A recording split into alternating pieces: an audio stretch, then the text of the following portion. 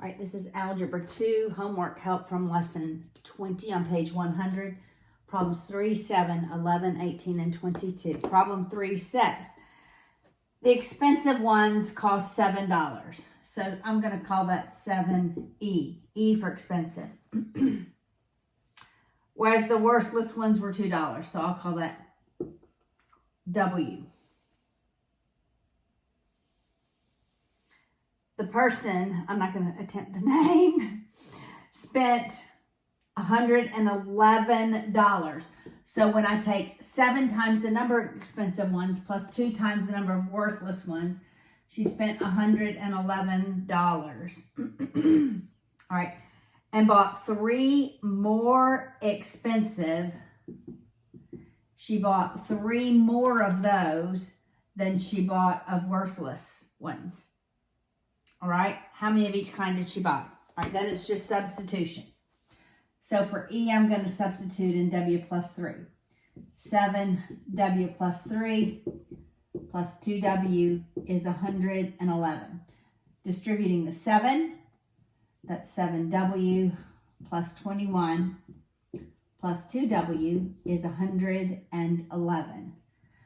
Subtracting 21, that's 90, right? Combining my W's, that's 9W. When we divide by 9, she bought 10 worthless. All right, if worthless is 10, then she bought 3 more expensive. So she had to have bought 13. Now let's make sure that we're spending $111. All right, so just check yourself. Is 7 times 13 plus 2 times 10, which is 20, that equals 111. A quick check, right? All right, that's problem number 3. Number 7 is next. Number 7.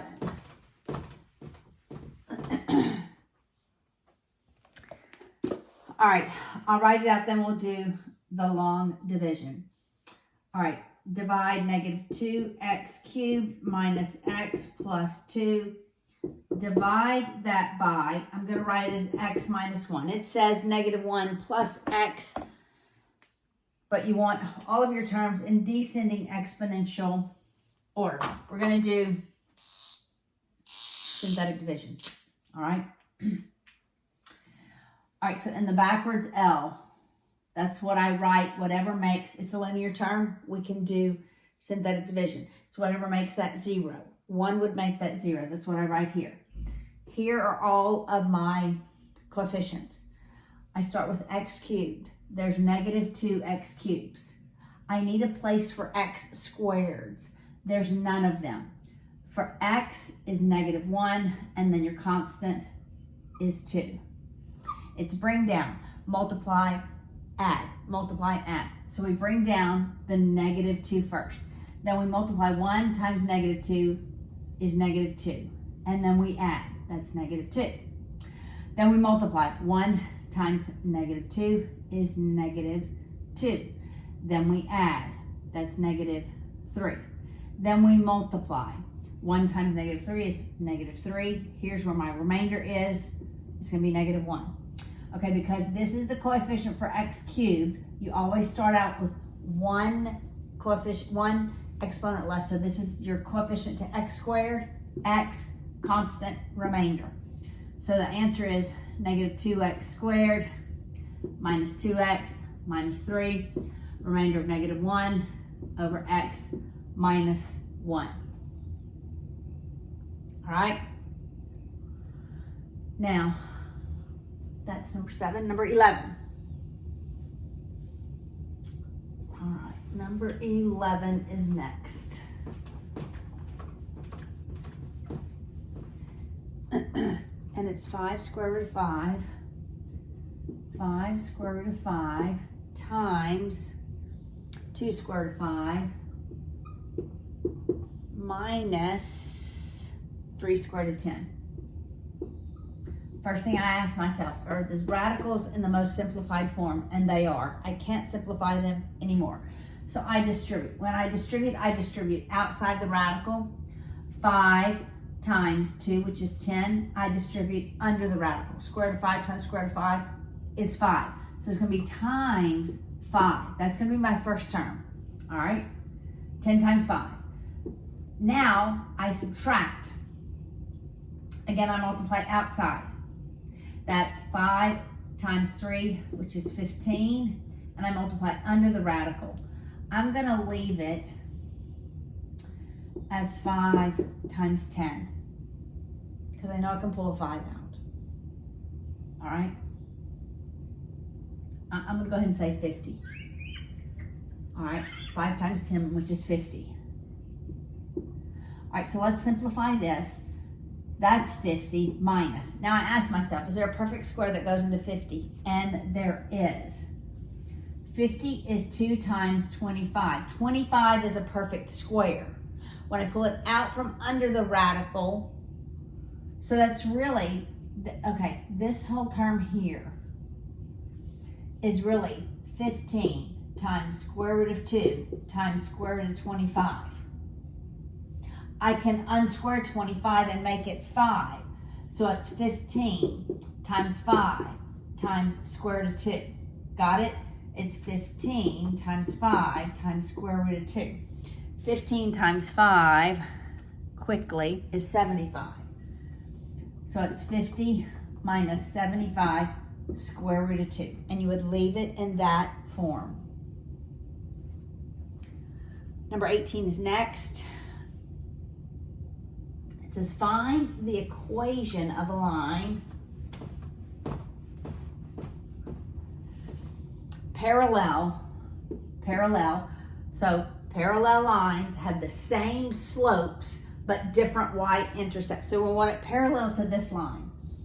3y minus x equals 3. So I'm going to use that equation to get the slope, and then I'm going to use the slope only to find the equation of the line parallel to it. And it goes through point 2, negative 1. 2, negative 1. So I'm going to use this to get the slope. Then I have a point, so I'm going to use the point slope form eventually. All right? So I'm going to add x to both sides. So it's 3y equals x plus 3. Then I divide every term by 3. So it's y. That's really 1/3 x plus 1. This is all I'm using from the equation is 1/3, the slope. So I'm going to use the slope and the point to arrive at the equation that's parallel with that one, with this line. All right, so it's y minus y sub 1 equals the slope, I wrote 1/2, the slope 1/3 times x minus the x coordinate. All right, so that's y plus 1 distributing the 1/3 equals 1/3 x minus 2/3. So I'm going to subtract 1 from both sides. I'm left with y equals 1/3 x minus 2/3. I want to make this a common denominator. All right, so I'm going to multiply this constant by 3 over 3. So it's minus 3/3 because that's effectively 1. So I'm not changing the value. Now I'll combine my constants. That's minus 5/3. Y is 1/3 x minus 5/3. Add the numerators to the denominators. Do not change because they are like terms. All right, that's number 18. Number 22.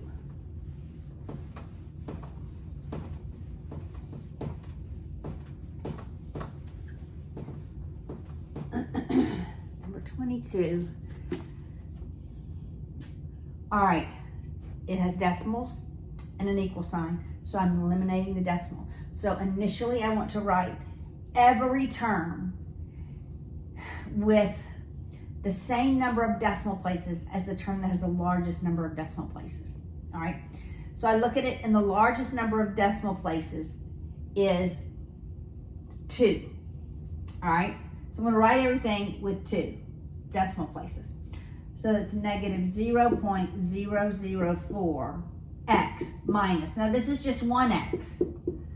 So I'm just going to write 1.00x minus 0.2. I'm going to add a decimal there, equals 6.20. Why did I write 004? I have too many zeros here. It's negative 0.04. 0.04x. All right. Now it's as though I'm multiplying every term by 100 to move the decimal place to the right twice. All right. So I'm just eliminating the decimal. So it's negative 4x minus 100x minus 20x equals 620. Now I can combine, that's negative 124, huh? Negative 124x equals 620. Then you divide by the negative 124. What's 620? Divided by 124. That's 5. Negative 5. You can always go back and plug negative 5 in your calculator quickly and just verify that it works.